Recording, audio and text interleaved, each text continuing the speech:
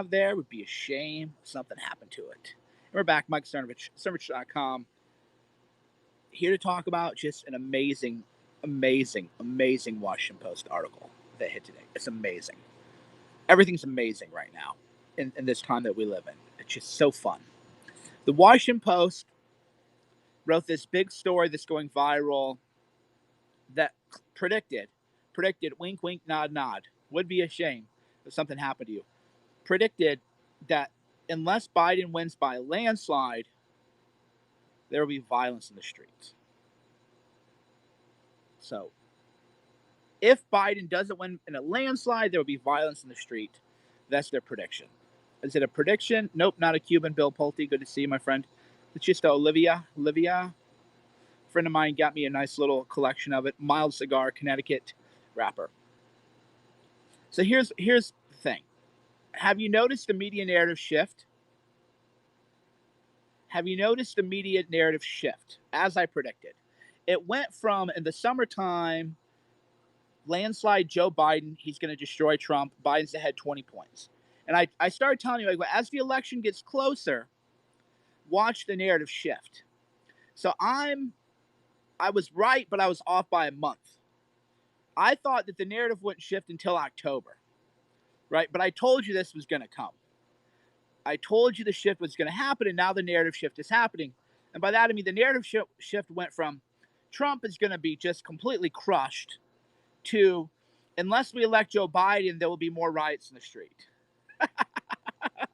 Right? Have you watched that happening in real time? So again, we went from there will be a landslide for Joe Biden to there will be riots in the street unless you elect Joe Biden. So you better vote for Joe Biden. We're being extorted at national level by every Democrat, by every media outlet. We're being extorted. They are telling us that unless we vote for Biden, we're going to have to deal with more riots. This is national terrorism. Terrorism is what? Terrorism is violence with a political outcome, right? That's what separates terrorism from violence. If you come up and you hit a guy over the head with a baseball bat, you're a violent felon, assault with a deadly weapon, crime. If you go and hit a guy in the head with a baseball bat to tell people you better not vote for Trump, now you've committed terrorism. Terrorism has a politically oriented outcome. That's why you do it. So we are now living under specter of mass domestic terrorism. If we don't vote for Joe Biden, they're going to riot. They're going to destroy the country, so you better vote for Biden. Is that going to work?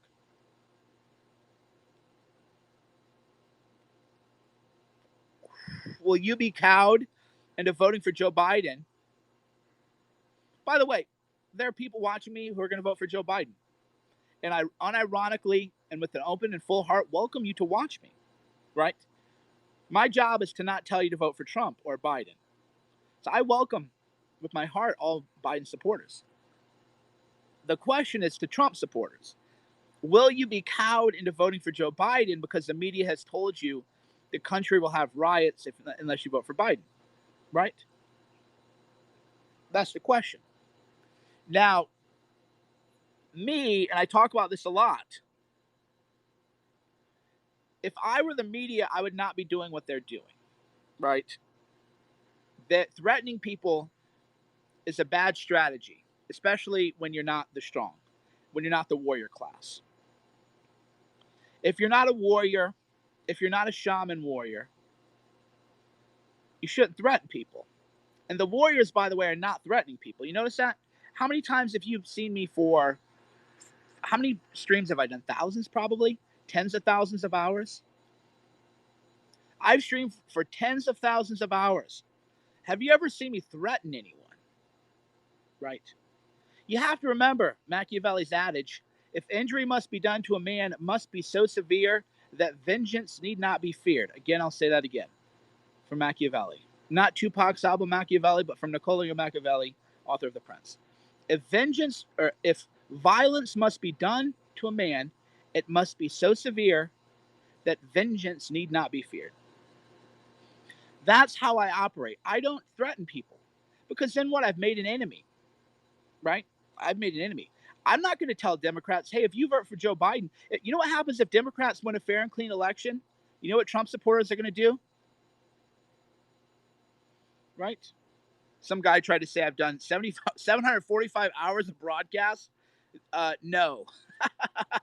Yeah, someone just said you've done 815 broadcasts, about 745 hours total. Buddy, I don't know when you got here. I don't know when you've gotten here.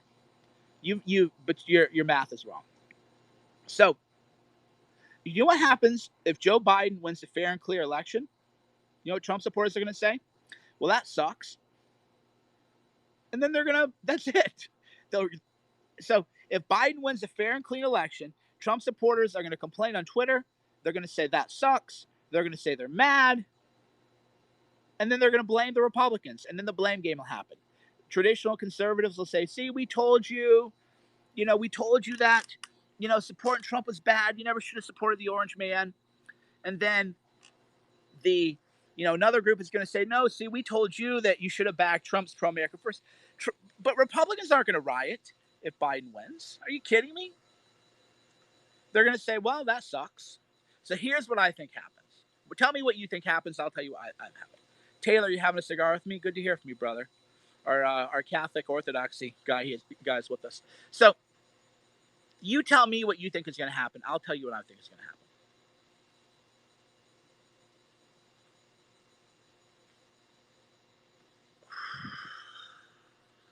Will Chamberlain's here. He can quote the statute. I think on January 20th, Nancy Pelosi is going to be president. Or January 21st, however the date goes.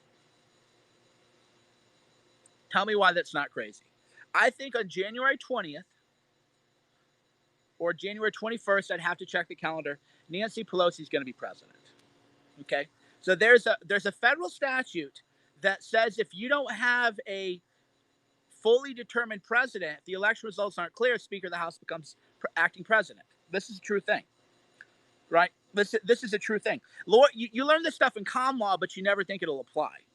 Right? So when you're in common law, as I was with Doug come back 15, 20 years ago, boy, the time flies. You learn this stuff and you're like, oh boy, this is never going to happen. But historically, it's happened. The presidential election has gone to the House twice, I think, maybe 3 times. We always feel like we live in unprecedented times. But as you learn in common law and even American constitutional history, the presidential election has gone to the House before, right? A couple times. So here's what happens. Donaldo Trump is going to win an electoral college landslide on November. Landslide. Now, if you remember me in 2016, did I say Trump was going to win a landslide in 2016? Right? Just to put my cards on the table. In 2016, did I say Trump was going to win in a landslide? In 2018, did I say Republicans were going to win in a red wave? Or 2018, midterm? No. In 2016, I said it's going to be a close election. And it was. The Electoral College was close. It was a close election. And in 2018, I said Republicans were going to lose the House. They lost the House. I'm now telling you that it is going to be an Electoral College landslide on Election Day. That's why the media is already doing damage control. The Bloomberg came out. Look at the stories that are coming out. Bloomberg came out with the story. In 2018, I said a blue wave. No, I didn't. So I'm blocking you for lying to me, Proud American 82. So you're a liar. But maybe you didn't intend to lie. Hold on. I'm trying to be more patient with people. I'll just say that you're incorrect. But if you try to push the point, then okay. So I misunderstood you, Proud American 82. I misunderstood what you were saying. So I apologize to you because I misinterpreted your point. So I'd like to personally apologize to Proud American 82. I misinterpreted what he was trying to say. But in 2018, I didn't say it was going to be a blue wave. I said that it would not be a huge blue wave, but that Dems would win the House. So you now see Bloomberg just came out with a scenario where they said that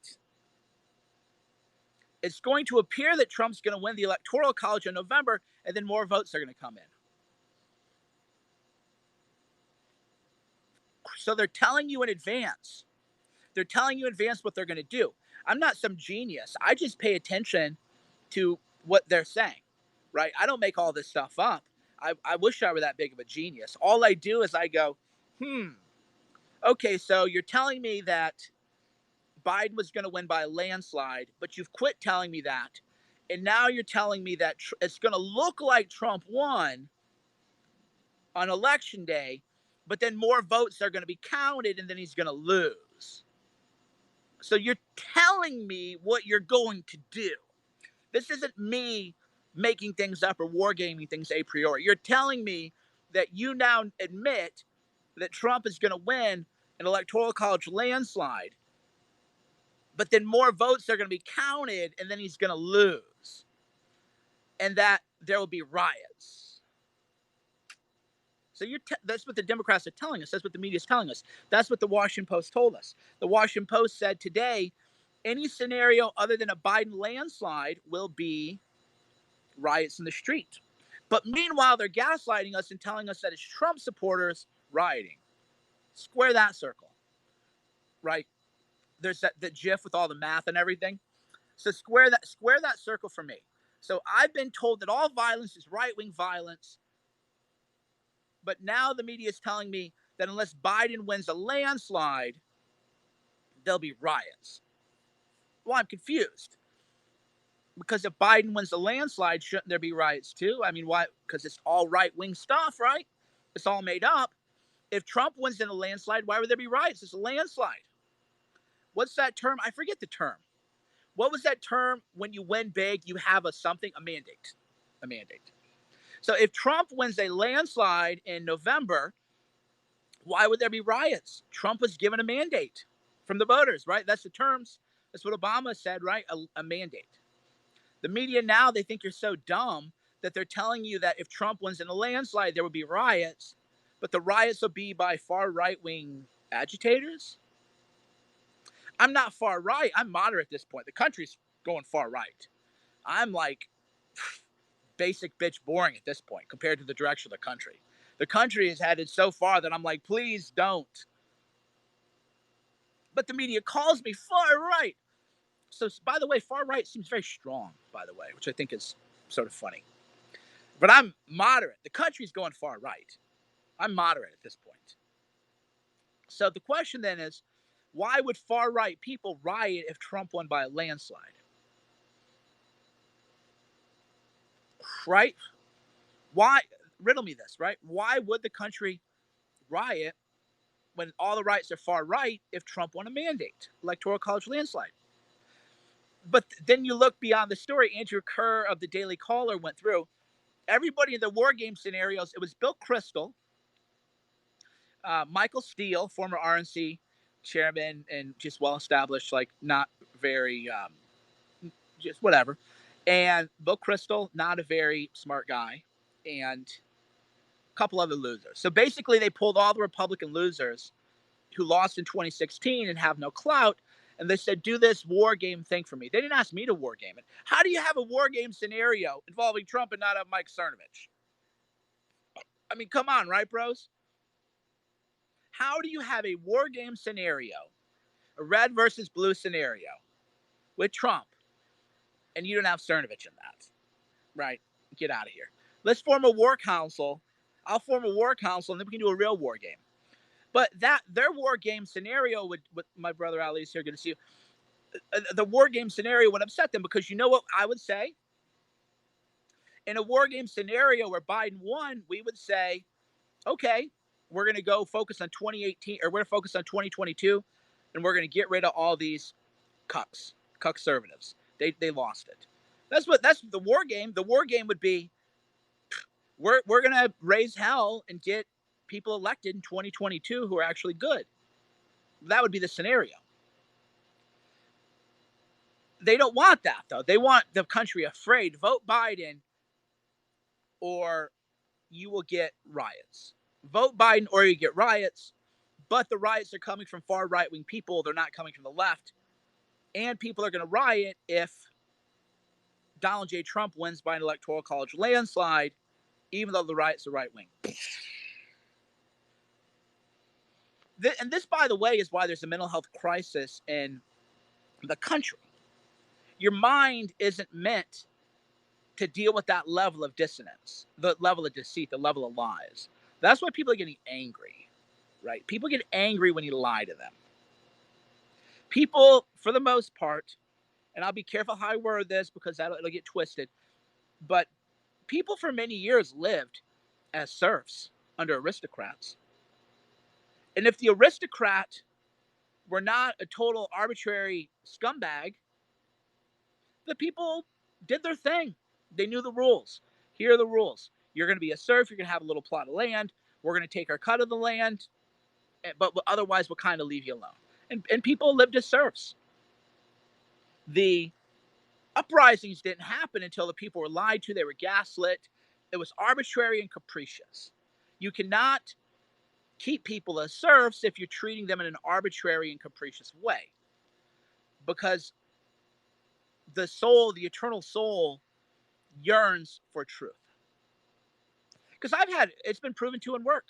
You can have a shitty job, but if your boss is like, you're going to come into work and your job is going to be shitty, but it's predictably shitty, people don't quit those jobs, right?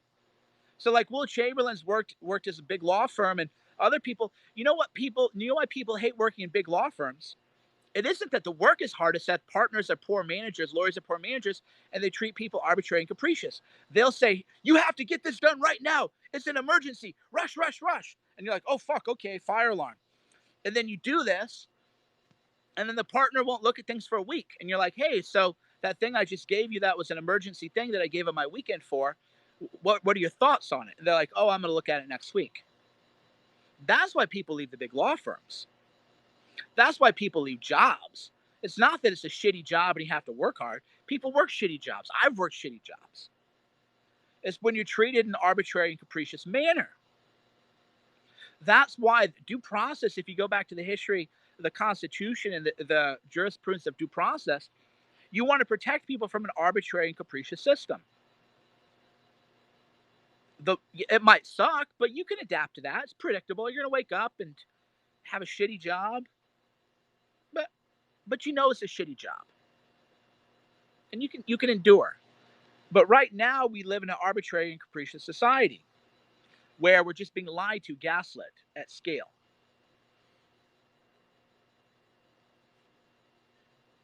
Who watched Bill Barr? Changing the topic. Who watched Bill Barr just blast Wolf Blitzer? Who that was a segment, right? That righteous indignation captured the mood. Then Wolf Blitzer had no answer. Wolf had nothing, nothing for him. And by the way, that's why CNN doesn't ever have on powerful pro-Trump guests. CNN, they get shut down because they're frauds, they're liars, they're hoaxers, they're deceivers. They speak with a forked tongue. And when you confront them, they don't have any actual answers. So they always put on a straw man. They put on the weak people. They put on people like Bill Kristol, who, by the way, I don't even know the guy exists until the media. If the media didn't talk about Bill Kristol, would anyone even know he exists? Right? Would anyone know that David Frum existed if the Atlantic magazine didn't give him affirmative action? Right? None of these people have an organic message that resonates. They're propped up by media affirmative action. The biggest recipients of affirmative action are white men.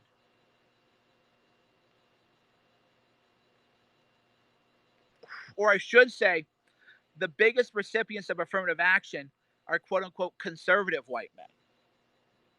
Because without that conservative action, nobody knows who David Frum is. Nobody knows who Bill Kristol is. Nobody knows who Rich Lowry is. Nobody knows who David French is. Nobody knows who George Will is. You only know who they are because they have media affirmative action. All, white guys, conservative white guys, because they need to be propped up. Nobody knows who Jennifer Rubin is. Nothing she says is interesting or novel. Rick Wilson failed as a GOP contributor. Then they prop him up as this big deal. So they need billions of dollars to prop up people because their message don't resonate. They're not relevant. they're relevant in the sense that we talk about them. They're not relevant in the sense that they move votes. So I'll give you a great example of that. How they're like, because somebody's going to say, well, if you talk about the person, they're relevant. True to an extent, but here's where it's untrue.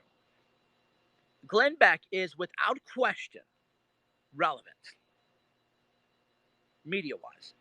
Glenn Beck went all in against Trump in 2016 and got spanked. He's not relevant relative to votes. Right? You understand? He's not relevant to the extent that he can move a vote. Mike Cernovich is less relevant than Sean Hannity, media wise. Who completely changed the conversation about Trump's messaging and Antifa violence? Sean Hannity or Mike Cernovich, right? That's what I mean by relevant. So Sean Hannity is just objectively, by the metrics, more relevant than Mike Cernovich. Who can change the conversation more than Mike Cernovich? Certainly not Sean Hannity. Certainly not Glenn Beck.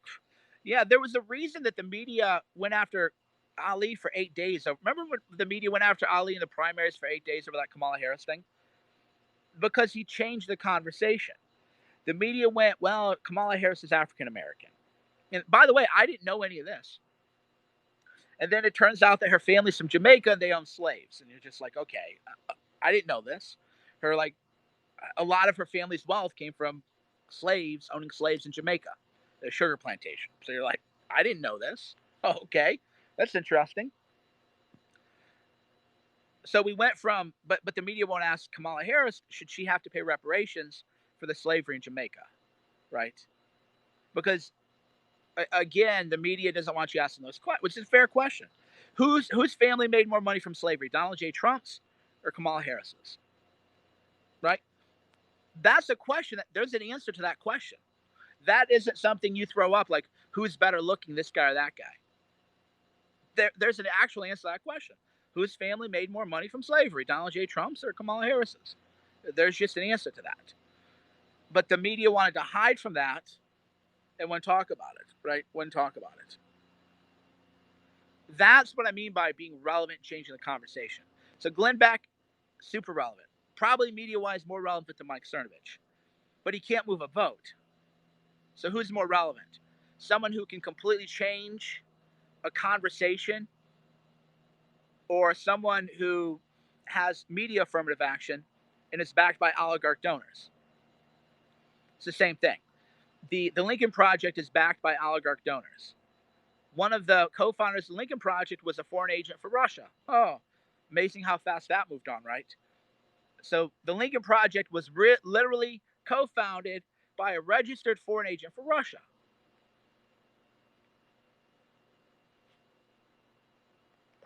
That's the bizarro world we live in. We live in a bizarro world where Kamala Harris's family made more money from slavery than Donald J. Trump's family, who made none, so far as I know. The media won't mention that, though. And then they'll attack anybody who does.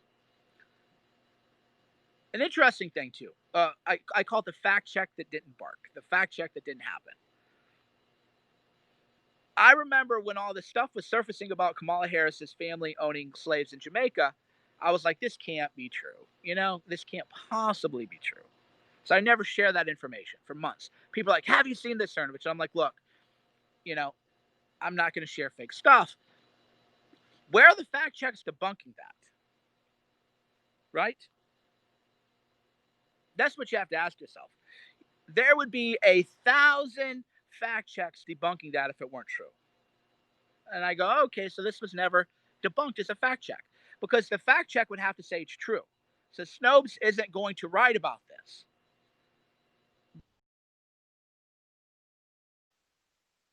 You know, if Chris Wallace were a real journalist, he would ask Kamala Harris, should she pay reparations?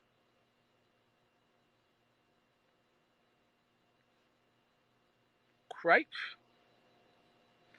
Not really happening. And that's why they played all their cards. They don't really have anything. And the narrative has now shifted from landslide to Biden to if Biden doesn't win, there's going to be a lot of riots and it'd be a shame that would happen to your country. Pay attention. Thanks for watching Mike Cernovich, Cernovich.com, CERNOVICH.com. If you haven't already, go watch Hoaxed movie. I know a bunch of you are new here. I hate to keep shilling a film, but it works. You know what my least favorite thing about shilling is? My least favorite? It works. You know, it works. So if you have not watched Hoaxed movie, you can get a DVD at Walmart. You can get the DVD at Walmart. You can go to hoaxmovie.com. You can watch Hoaxed movie on Vimeo, iTunes, Amazon, voodoo.com. There's a lot of places to do it. Just go to hoaxedmovie.com. If you haven't already, there's actually a book too, Hoaxed book, that Amazon didn't ban, which is weird. They banned the movie, but not the book, which is, we'll never figure that one out. So you're new here. Who's this guy, Mike Cernovich? Go watch Hoaxed movie. Go to hoaxedmovie.com. Hoaxed. No, the book is on Amazon. The movie's not. The movie's on iTunes, YouTube, Vimeo, Voodoo, Xbox, PlayStation. Go to hoaxedmovie.com. People say, is Hoaxed movie free? It wasn't free to make. It cost $290,000 to make. Do I look like a billionaire to you? How about instead of asking, is it free? How about you ask, how much does it cost to make? Right? And you should thank all the Kickstarter backers who made that happen. Because I'm not a billionaire. I don't have media affirmative action. So was Hoaxed movie free to make? No. It was $290,000 to make. Have I profited from it yet? Maybe soon. But as of far, we'll see. Hopefully soon. I got paid back what I put in, which was a lot. Hoaxedmovie.com. HOAXEDMOVIE.com. Hoaxed movie.